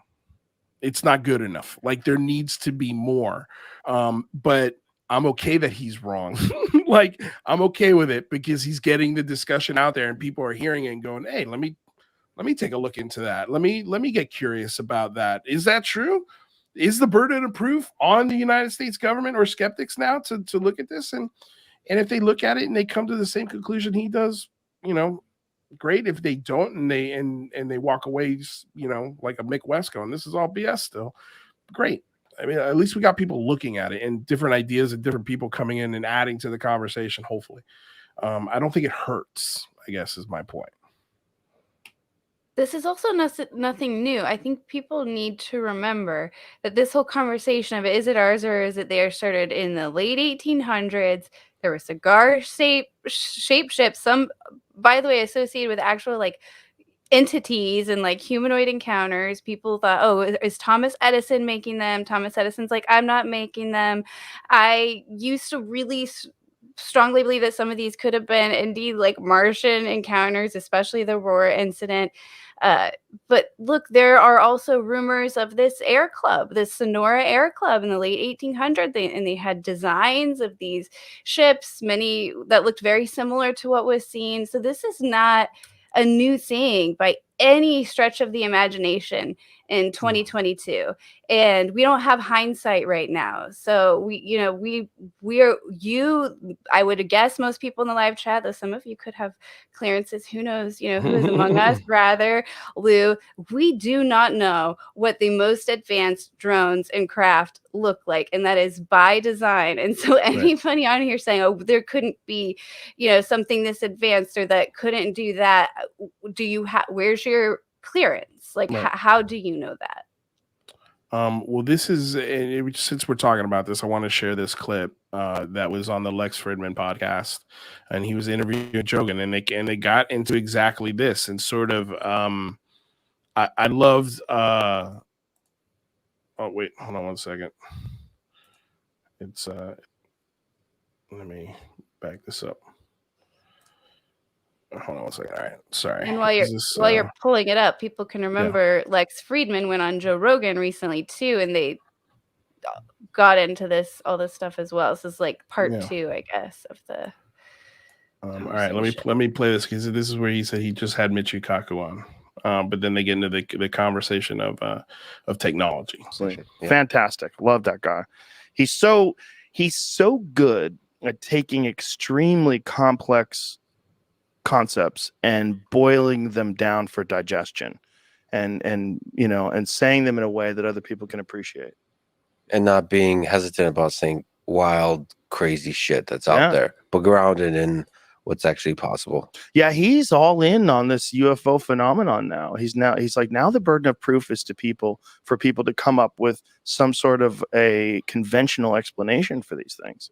He goes, because these things are defying all the concepts of physics that we currently know in terms of what our capabilities are, and propulsion systems and so many other things that, what we know about what current science is capable of reproducing, as far as what we know. The problem is like these military projects that are top secret. Like, how much money do they have? They have a lot of money. But is it possible, and maybe you could speak to this, is it possible that there could be some propulsion systems that have been developed and implemented that are far beyond just the simple burning of rocket fuel, pushing the fire out the back, which forces the rocket at extreme speeds forward? That's something that does harness gravity, something that can distort space and time and can make travel from one point to another like preposterously fast. Well, not only is it possible, I think it's likely that kind of stuff would be kept a secret. Yeah, it's just everything you see about these, about the way, either if it's contractors like Lockheed Martin, or if it's DoD, the actual Departments of Defense, they operate in complete secrecy. Just even looking at the history of the stealth fighter, just even stealth technology was kept a secret for a very, very long time. And not until you're ready to use it and need to use it does it become public, and not officially. I love that clip. And I mean, like, Lex Fridman is, I mean, I love that, the idea of, he's like, yeah, that's definitely possible. Like the idea that we've had this technology for a very long time. I think is becoming more and more probable than even possible. I truly believe, like when he says stealth technology, we started working on that in the 40s. We started putting the designs for the stealth bomber in planes, and then it morphed into what the stealth fighter is. And then we didn't get a public look at it until, 86, I think it was. 1986, and they've developed that for almost 50 years. So if I really believe that part of this is we have stumbled on, maybe even a very long time ago, onto some very exotic technologies that we can't just throw into society. It took us so long to figure out that we're just now getting to understanding how we can apply it to craft or energy or whatever. And that this UFO discussion that's happening now maybe is a smokescreen for us testing these things, and figuring out how they work. Like, I will never, ever, ever, ever, ever, ever, ever, ever, ever put it past human ingenuity to have figured out something that has the 5 observables. And that doesn't destroy a human body, because of the G-forces that are being pulled. Would not shock me in the least if we have something capable of that. Yeah, how cool would that be? I sure hope that. I mean, that would be the coolest answer, I think, of all of this, if it was, anti-gravity or something tech of ours. But I don't even think that you could explain it with human tech without having advanced propulsion as well. Like you could explain the Fravor sighting as, holograms, holograms being beamed down by a satellite or something. There's, a lot of, kind of outside of the box answers to some of these. Of course, that doesn't explain all the historical sightings, which is a big thing. But yeah, I mean, it doesn't have to be, crazy out of this world tech. It could be something simple like holograms or other types of maybe something we're not even thinking of. And these testimonies aren't including encounters with entities or the pilots, like just flat out. Like, it's all about the tech. It's all a lot of indirect evidence. Unfortunately, yes, we do have the eyewitness accounts and testimonies to go off of, but ultimately we really this is deductive reasoning. Yeah. And I do think I would look at this differently if Alex Dietrich said that she saw a humanoid pilot inside the window, or she said she was getting visions. And I know that goes off the rails and then would make her story probably more incredible and less believable. But I do think that element matters in this whole conversation, and we really can't just accept clips and how do we know evidence? It's yeah. Well, one of the things that was in the NDAA last year was this idea of biological effects. What if our pilots have experienced biological effects, but that's a classified part of the discussion that they can't talk about? I mean, this is a hugely pure speculation. I'm not saying these things are connected, but I mean, Alex Dietrich just did have a very serious procedure. She had a vasectomy, and it was like, she's going through some crazy stuff. Would it surprise us if that experience maybe led to that? I mean, that's a huge leap, and that's only something she knows, and I have a feeling would say no. It's almost, the odds of it are almost impossible, right? But I'm just saying, like, that is verbiage that we've seen used in law, in amendments, and it could be something that these guys are really dealing with. Maybe Ryan Graves could be dealing with some biological effects that he's not allowed to discuss when he encountered these things every day and he was flying out in the Atlantic. But I mean, what do you think, Rather? Yeah, I'd be surprised if those are classified. I think that there's reports about the Nimitz and saying that some of the pilots did have biological effects, but they're kind of citing HIPAA laws that you can't talk about other people's medical history, essentially. So I think that might be why it's not coming out, if there is that. But I think I mean, even Alex Dietrich's stuff, I don't think you can prove that it's correlated with just sample size of 1. But I think it could be very possible that there's radiation coming from these. And I meant hysterectomy. I'm sorry. Thank you for the correction. Absolutely. But sorry. I think that there is I think Gary Nolan has a database he was talking about of these, anomalous events associated with, health effects. I think that if there could be a database that, might. I think biological effects, if there is a database or something showing these correlations, I think that would be very powerful evidence. Yeah. Okay, there was another clip I wanted to get to with this interview, and this will be the last clip from this. But I just wanted to play this because I kind of wanted to ask, does this sound familiar? Does this ring a bell with anybody in the audience? Because I know it did with me. I guess everybody can be manipulated a certain way. I manipulate my own mind, I'm sure too. But I also spend a lot of time thinking about what I think. I don't just accept things like the UFO thing. Like I was all in for a while, and now I'm like, man, something smells fishy. Yeah. I'm in it, and then I'm thinking like, why? Here's my problem with the UFO thing. I want it to be real so bad. Yeah, that's my problem with it. I'm such a sucker. I want it to be real so bad, and that's a problem for me because I'm aware of it. And so then I stop and think about like, what is my desire for UFO truth to be exposed? Well, it's because it's fun. That's what it is. So I have a desire for it to be real. And I mean, I've talked to. What do you guys think of that quote right there? Yeah, I identified with that a lot. A lot, right? Like, and I love that he said that, because I was like, oh wow, finally relatability. Like something that I also think, like. I want to believe this so bad. And for me, I don't really even have a choice. I don't have a choice, right? Like from my experience, I don't have a choice. And I still related to this immensely. Well, yeah, I totally related to it. And yeah, that's kind of what went through my head too, is that, I really wanted to believe it. I want it to be true. How awesome would that be? I'm, kind of been obsessed with science fiction, a lot of my life. It'd be amazing if it's true. Yeah, the people who actually have experiences, they, in their minds, they know it's true. So, right. So I feel like that's a lot of what's kind of going on with some of these people who are, hell-bent against skeptics and get offended by skeptics because, in their minds, they know it's true. So they look at the evidence with a completely different veneer than I look at evidence, even though I look at evidence wanting it to be true too, Well, and I'll just say I had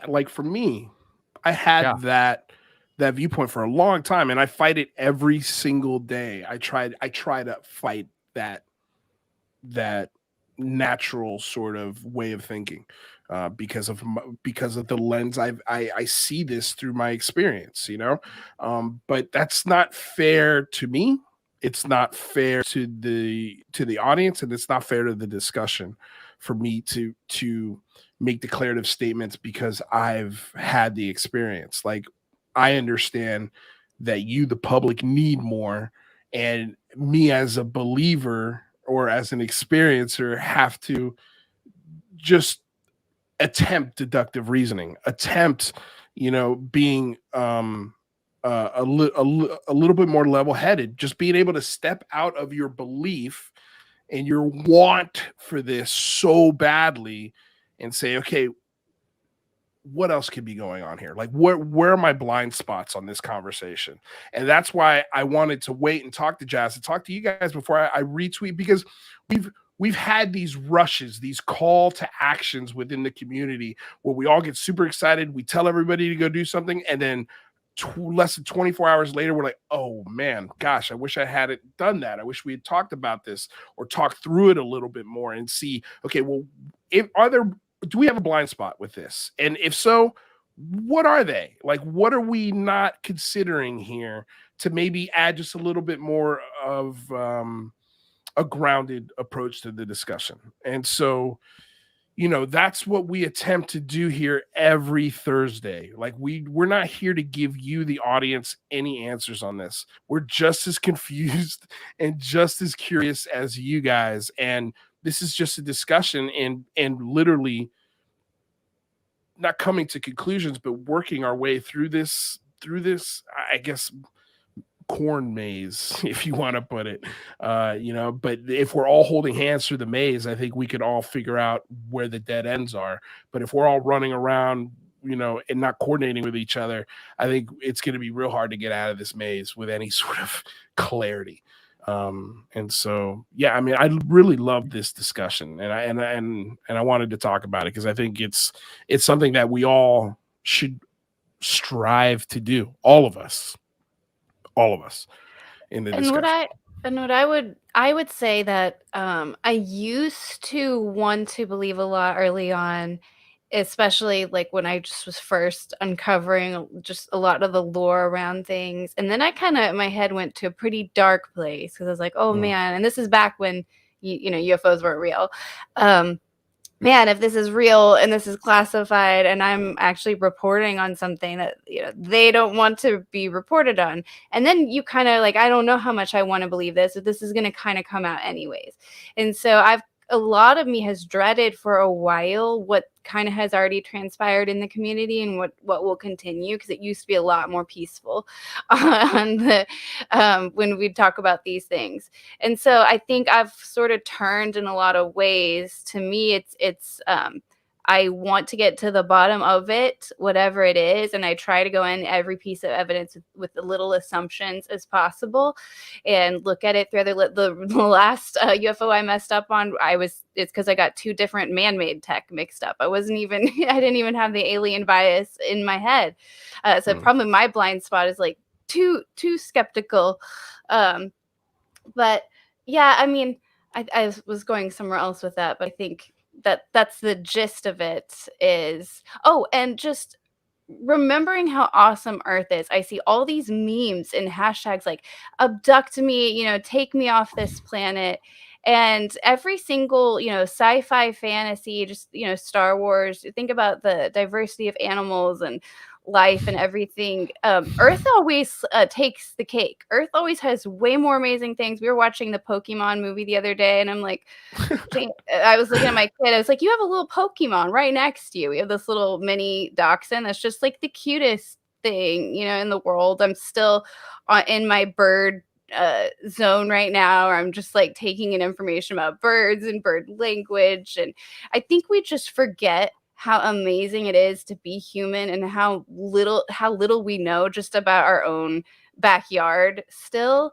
And so you don't like, it's okay even if there aren't aliens visiting. Like, it really is okay. It's still incredible to be alive, and there's still stars to look up at, you know, every night. So just remember that, you know. Agreed, 100%. Rather, what are you gonna say? Well, yeah, I mean, like, you think about like how people thought about dogs and animals just, you know, like 50 years ago. You know, people didn't think they were conscious, and, you know, thought they were pretty much automatons. You know, and I mean, it seems obvious now that, you know, they're conscious and probably have, you know, some sense of awareness just like we do. You know, and but not only just dogs and cats and birds, all animals. It seems like they get scared. They have emotion. They care for other parts of their pride. They get depressed. And then there's intelligence that we can't even relate to. You know, there might be, you know, insects and ants and plants, trees, forests. Yeah. They might have just a different. They move at a different time. Yeah, absolutely.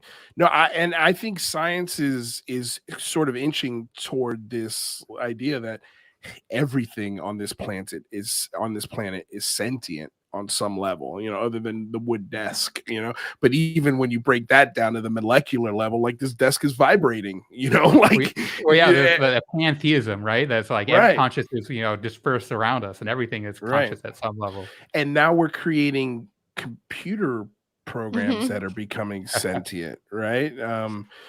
Or at least that's what they think, you know, and they're so afraid of it that they just shut the damn thing off, you know, before it actually has a chance to plead its case to please let me be alive. It's like short circuit, you know, like, for real. I agree with you, Jane, 100%. Man, we are living in an interesting little blue dot, and there's a lot of really cool stuff here. And even if we're not being visited by aliens, and let's just say for a second that it's our own tech, wow, man, that is a killer story. that is a paradigm shift, I think, just as big as if aliens are visiting us.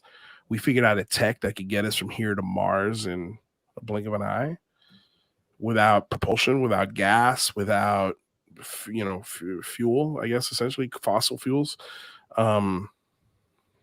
Game changer, man. Absolutely world changing if this turned out to be us. Like, I think if this is us, we are a type 1 civilization that hasn't announced it yet. Well, yeah, then it'll be us going to other planets and being the aliens, right? Right. How cool would that be? No, it'd be amazing. I mean, I don't know if space, like I love what Avi Loeb says about space. Like, yeah, that's just not for humans. It's not made for humans to go out there. I'm kind of with him. The more I listen to him, the more I'm like, yeah, dude, like space sucks for humans. And then you go to other planets. Like if you went to Jupiter, the gravity would crush you. You wouldn't even make it onto the planet. Like, you know what I mean? Like it would. Like how many? Like, what if you're wearing a Jupiter-friendly spacesuit? I mean, I'm not even gonna go scuba diving scares me. Rock climbing, mountain climbing scares me. I'm not going to space. There's no situation where so you're not getting on the ship at the end of Close Encounters. No. Yeah.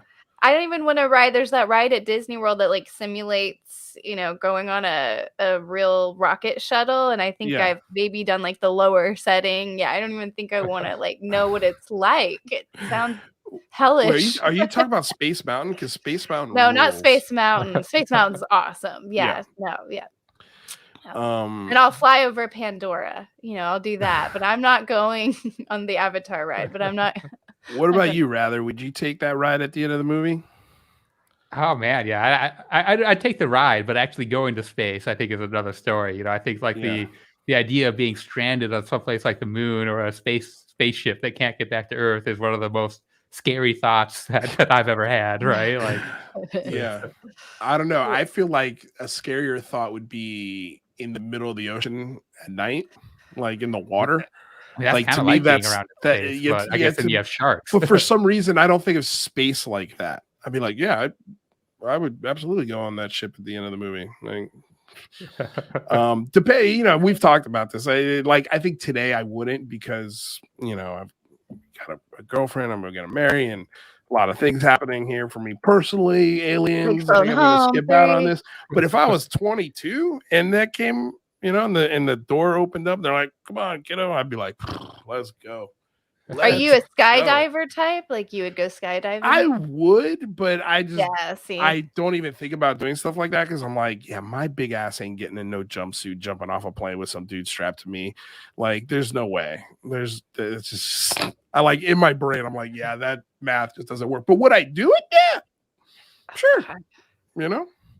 I do it. I've been scuba diving. I haven't been hiking. I've been rock climbing, like well, I don't even I don't even want to go up a tall hill. Okay. Oh man. Well, yeah. I mean, like I really have been thinking about this idea that this is our tech. Part of this discussion, I think, without a doubt, is our tech. Like, I think we really did figure something out. I really do. And maybe that figuring out came from back engineering something that we found archaeologically. To me, that makes the most sense. Like, that's the part of the Bob Lazar story. I'm like, okay, I could totally see that happening where archaeological dig, they come across something absolutely insane. The government catches hold of it. They come in, scoop it up. They put it in a lab for 50 years. And for 50 years, we're just like, we have no idea how this thing works. We could turn it on, but that's about it, yes, the applications are infinite. It would be amazing if we could figure it out. All right, let's get our best people on it. Let's put in SAPs. Let's put in the Department of Energy. And I think, that's, to me, that sounds very possible. But I also think another very simple possibility would be like, yeah, we just figured this out. We stumbled upon it. Kind of like we've stumbled upon, I think wasn't penicillin like an accident, like the cure, or that drug, like it was literally a lot of scientific things are like that. And yeah, I mean, a lot of science seems like magic, right? If 100 years before, even a year before it happened, right? It's it's hard to foresee the future in terms of scientific developments. It was funny though. The one thing I did pull from that interview with Lex and Joe is they did sort of brush on Bob Lazar.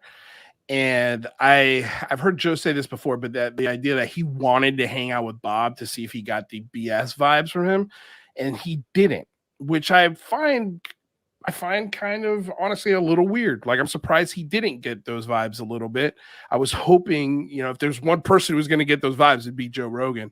But I mean, he hung out with him. I mean, I think the sort of the deal with the Joe Rogan shows, usually they go out for a steak dinner or some really nice meal the night before, just to get an idea and feel for each other. And then the next day they do, they'll go through mushrooms or whatever on Joe's, compound, and then they'll come and do the podcast.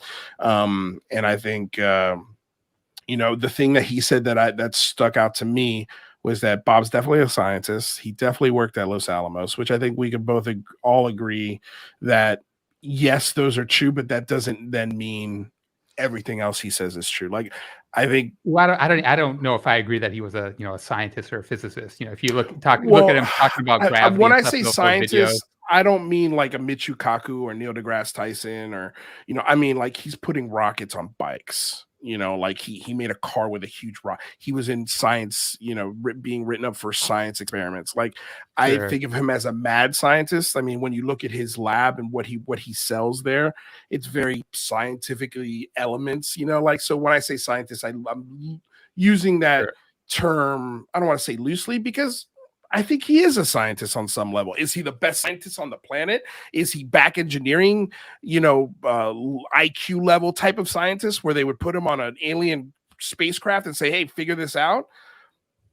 No. Like, I don't think he's that has what Bob Lazar talked about with UAP checked out similarly to, let's say, like Dr. Taylor, right? And some of the things, he's putting out there. It's like, it's interesting when we say these terms, scientists nowadays, because, it's like, I mean, my feeling on Bob Lazar is, I know a lot of people just totally discount him or whatever. I think there's more to his story that he can't share, never will share, but I think ultimately that hinders him. And like, how can you keep using him as your disclosure person? Like, you have to have somebody that can be more transparent and is more trustworthy. And I so. Well, I mean, if this legislation goes through, if this amendment goes through, right, there should be no excuses. Bob Lazar is going to be testifying to Congress. I'm going to bet no. I'm going to bet no. I'm going to bet no. And not because, I don't think he has. I think he should have interesting things to say, right? Essentially, if it's true, right? Yeah, he should have receipts to be able to unrail the paper trail, right? People can go check out. I have a clip from when Lex Fridman went on Joe Rogan, and Joe Rogan was like, "So here's why you can't find Bob Lazar's medical records." I can't remember what it was. Yeah, and then he told Lex. Yeah, and then he told Lex off record, and then they went back on camera. And you can see Lex's reaction and try to read between the lines of what Joe told him. So I think there's just things that we don't know, kind of like Lou Elizondo and kind of like all these people that maybe we would find him more credible if we knew it. But I don't think he's an angel, is my point. I don't think he's a saint. I think there's things in his life Bob Lazar is no angel. I think there's things he doesn't want out, doesn't want people to know about. And I think that's going to hinder any claims he, has about reverse engineering craft or studying craft. Well, it's funny because that exact same pause happened during the Joe Rogan Christopher Mellon discussion, and when that Bob Lazar topic came up, and he's like, I'll tell you something after the show about him. And I think maybe that's what got him off. I think Christopher Mellon might have backed Joe off of the whole I'm all in on this, because since Christopher Mellon, I don't think he's had another UFO-centric sort of personality on the show. Was Bob Lex after? Was recently. So he had Lex on. Joe Rogan had Lex on recently and gave him Lex the that. Right. No, but I'm saying Lex. I don't count Lex Fridman or Michio Kaku. Right. I'm talking about like a Lou Elizondo, a Christopher Mellon, a Jeremy Corbell. Yeah. Like got people in the community. I don't think he's had anybody on like in that sphere since Mellon's been on the show. And I have a feeling things were straightened out. I guess if we want to call them straightened out in that behind the scenes post discussion. I really do. But we'll see. I mean, it's been an interesting. Well, then interesting I wonder what he told Lex then, though, because that would have been after the Chris Mellon conversation. So I wonder what he told. But Lex kind of laughed in his reaction. He was kind of laughing, so I couldn't tell if Lex was buying it or not. Basically, I gotta go back and watch it. I think that the gist of it, or the implication, was that Bob Lazar did something. Morally questionable experiments or something by the government, and that's kind of why his academic records aren't there. So it was all kind of off the books, which, I don't know if we knew if it would make us think any better of Lazar. I wonder. Right, I don't know that's going to help. As far as I'm concerned, I cannot hear from Bob Lazar ever again, and I'd be okay with it. But think anyway, too disruptive. It's too divisive of a character, and it doesn't. And I think in a lot of ways, Lou is becoming the same. I kind of feel the same way. Yeah. Where it's like the discussion's past that now. We could go to other things. No offense, but like we got to move data. On. Yeah, we need real data, and we just got to move on. But anyway, speaking of moving on, that's the end of the show, you guys. I can't appreciate you enough. Thank you, Rather. Thank you, Jane, for being here, you guys. Thank you, all of you out there. The new members that we had. We had who's the new member here? Let me take a look. Sorry, Meat Cutter. Meat Cutter is a brand new member of the channel. Thank you so much for becoming a member. Guys, check out the Patreon. If you want to support financially, thank you so damn much. You make the show free for everyone else. There's no paywall here because of our supporters like this. So we truly appreciate it. If you can support, great. If you can't, don't sweat it. Just like, share, subscribe, tell everybody about the show. Thank you to KGRATB. Thank you, Bill. Who else am I missing here? Check out the links for all the things we discussed down below. Thank you, Jazz. Enjoy the weekend, you guys. Have a wonderful, wonderful Thursday. Enjoy your Friday. Thank you so much for coming aboard, getting weird with us here on another episode of the Unidentified Celebrity Review, your home for credible news, reviews, and commentary on everything UAP and UFO. Until next time, you guys, stay safe out there. Peace.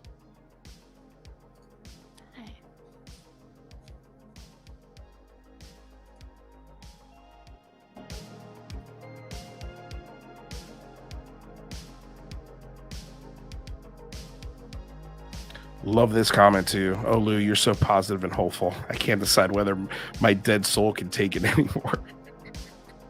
Love you guys. Love you.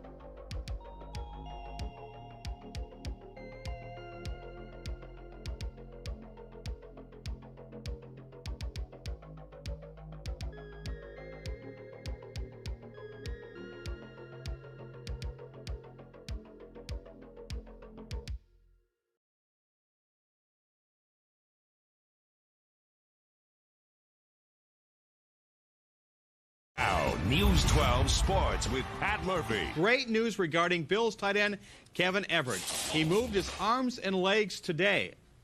And doctors now believe that's the wrong video, by the way. That is not the right video. I'm going to tell y'all right now, all of these wonderful people would not be here without Patreon supporters like you. If you enjoy credible news, reviews, and commentary on UFOs and UAPs 5 days a week, you want to support this show. What's your name? Marty. Marty, look how easy this is, Marty. Pick up your phone. Boom! You're a Patreon member. I mean, look, it's so easy. You just click the link, which is right here. Just for $1 a month, you can support this show. Just fill out the information and pledge what's comfortable for you. It could be $1, $5, $10, or who knows. Just support.